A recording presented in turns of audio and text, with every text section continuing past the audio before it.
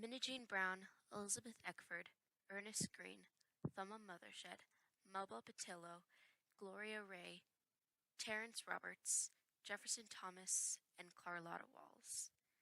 These are the names of the 9 African American students in Little Rock, Arkansas, that were chosen in 1957 to become students at a segregated all-white school, Little Rock Central High. Even though the Little Rock Nine had many opportunities to go back to their old lives, they decided to stay at Central High and fight for an equal chance for an education and become the first African American teenagers to go to an all-white school. Because of them, students of all ethnicities can get the same chance for a good education. Daisy Bates was the president of the National Association for the Advancement of Colored People, aka the NAACP, which helped motivate her into making the Little Rock Nine. She also created one of the first black newspapers, the Arkansas Weekly, in Little Rock, Arkansas. Because of her work with the NAACP and her own newspaper, everyone in Arkansas knew who she was. This made her a target for white supremacy groups like the KKK. She was in charge of everything that the Little Rock Nine were involved in. She drove them to school every day and made sure that them and their families were safe. She also made the Little Rock Nine by setting up tests in African American schools to find the best students to be put in an all-white school. She tested almost 80 students before making the decision of who would become in the Little Rock Nine. September 4th, 1957 was their first day of school.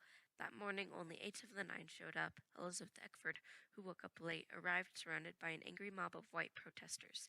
As she walked to the school, the mob followed, yelling at her. When she reached the bus stop by the school, she stayed quiet as interviewers surrounded her.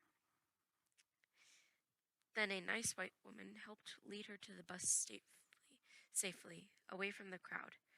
The next day, all of the 9 were told not to go to school by the military because of threats that were made by white students and parents.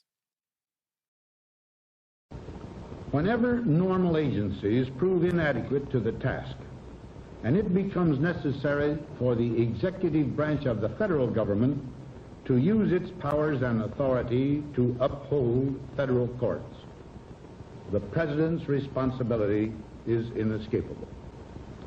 In accordance with that responsibility, I have today issued an executive order directing the use of troops under federal authority to aid in the execution of federal law at Little Rock, Arkansas.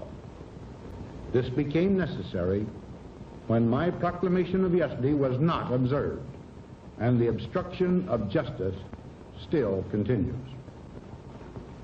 It is important that the reasons for my action be understood by all our citizens. As you know, the Supreme Court of the United States has decided that separate public educational facilities for the races are inherently unequal, and therefore compulsory school segregation laws are unconstitutional.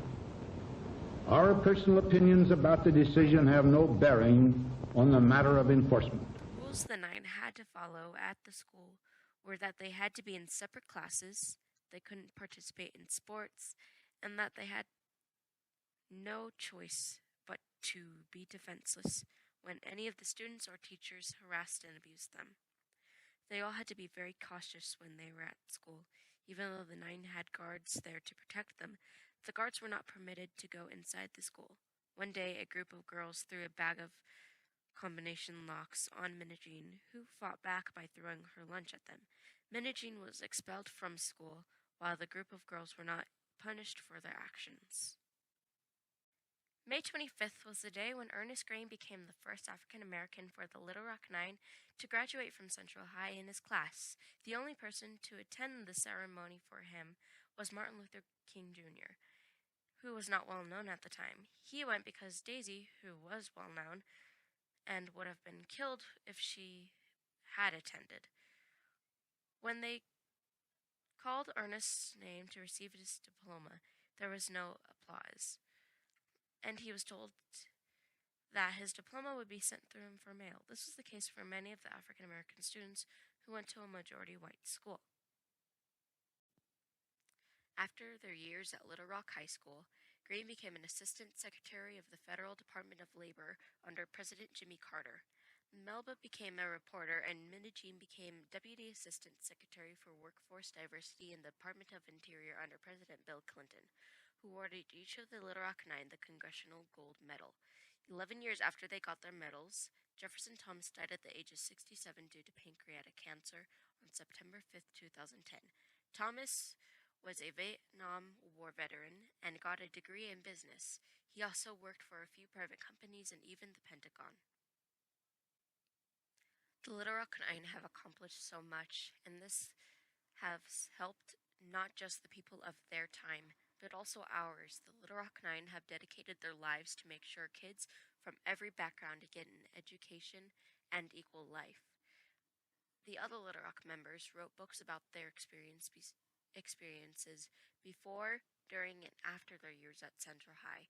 If it wasn't for the Little Rock Nine, many people from other backgrounds wouldn't be able to go to school and get the best education they can get.